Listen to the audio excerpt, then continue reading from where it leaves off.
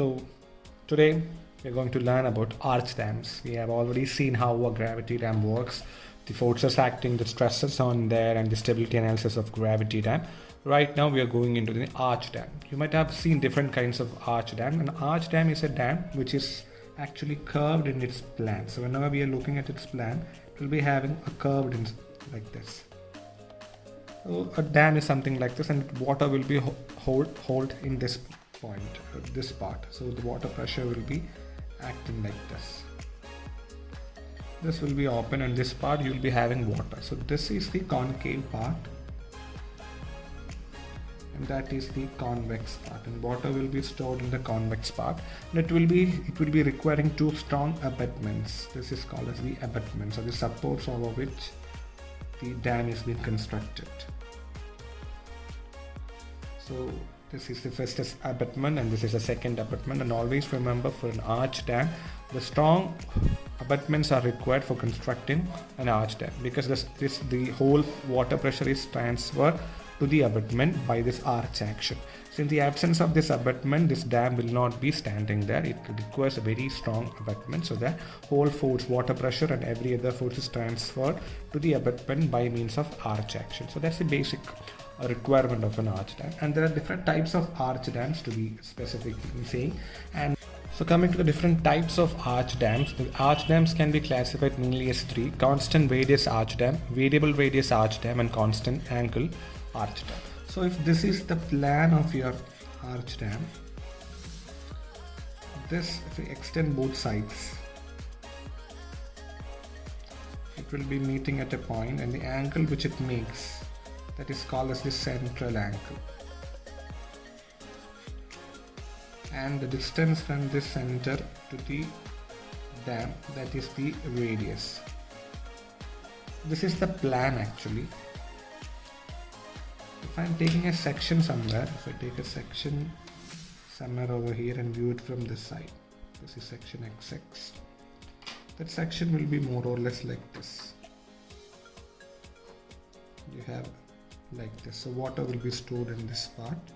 It is open like this. So this is how it looks like. So the thing is that at different sections, at different levels, either you can have the same radius. If at different sections, at different level, you have the same radius, it's called as a constant radius arch dam.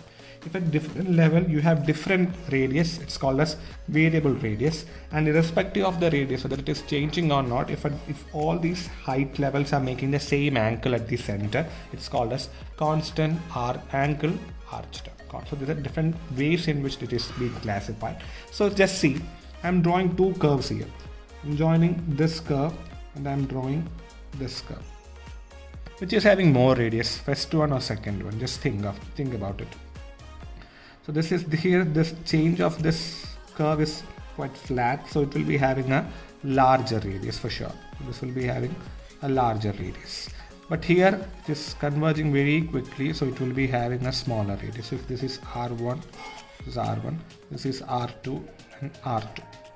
It means that, just see, if it is more or less flat, the radius is increasing. If it is having more curve, or it is quite curved like this, it's having smaller radius. In the same manner, if the same dam, if you take a same dam, as you go up, the radius is becoming more and more curved. The radius is not the same, it's different. So that's the example for variable radius. But if you are having the same radius throughout, it's called as a constant radius. So if I am drawing the example for constant radius arch dam, constant radius arch dam, I'm just drawing the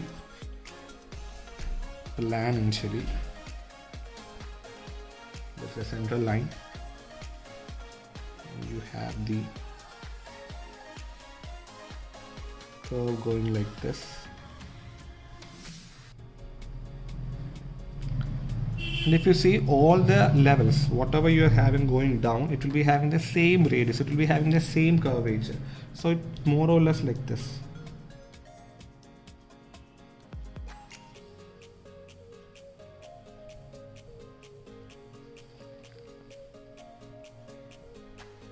So we'll be having concentric things like this.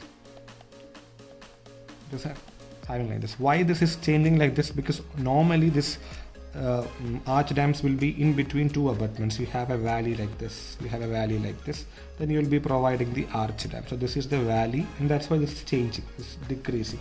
So when you look at the plan, what you see is this is decreasing, and everything will be having something the same radius, the same line. So this is an example for constant radius arch dam. If you see at this portion, this portion where water is being stored, it will be quite straight. So if I am drawing a section here, I draw a section XX, that's the section XX, it will be something like this. So this is how it looks like in the section at XX.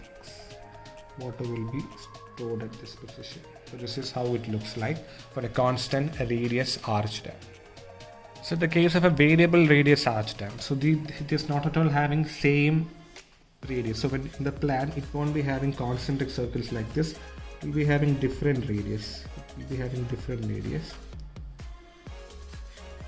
It will be going like this. This thing will be coming and going like this.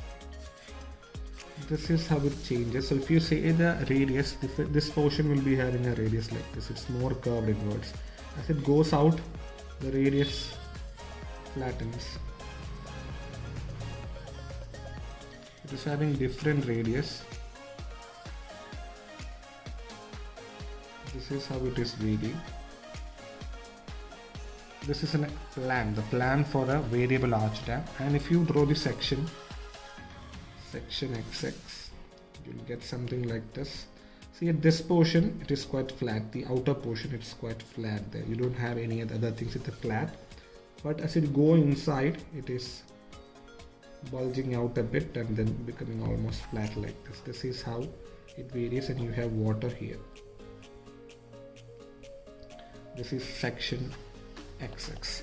So the thing to be sure, make sure is that this is the part wherein water is being stored. So this is your convex portion, and this is your concave portion, and this convex portion is called as the extradose. This portion is called as the extradose, and this inside portion is called as the outer portion is called as the intradose. So where water is getting stored, it's called as the extradose, and this portion is called as the intradose. This is how it works. Now coming to the constant, if you see here, the angle is different. If all are having different angles, this angle is quite increasing. As it's coming down, the angle is decreasing. So this angle is more. As you go out and out, the angle is getting decreased. So here we cannot say that the central angle is same. So you cannot say it's a constant angle, but what happens is the radius is getting decreased. The radius is different. Here the radius is different. Here the radius is different. So coming to constant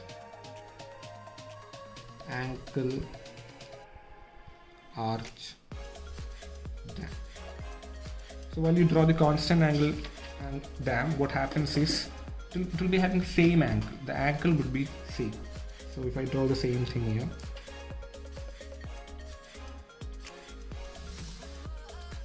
this is the topmost portion that you get able to see. This is the central line, and this is how it changes.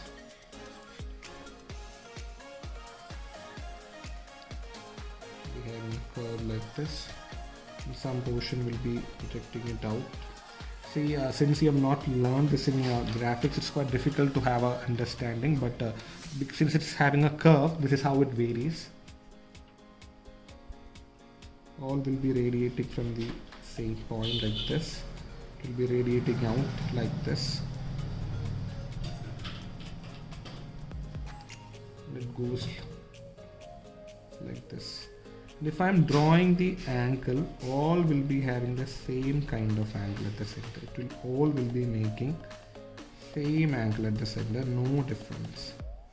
So here whatever angle you have, that angle will be same. This angle, all the angles are same. So that's why it's been called as the constant angle dam. And if I take the section here, if I take the section XX, see this portion, there's no portion coming out, so that portion will be quite a straight portion. Then similar to the previous one, it will be varying like this. Here water will be stored. This is the extradose, and this portion is the introduce. Thing is that you have to learn how to draw the figures. That's the only thing that basically comes for theory questions. What does it mean by arch dam? It's a dam which is curved in plan. There are different three types: constant angle, variable, constant radius, then constant variable radius, and constant angle dam.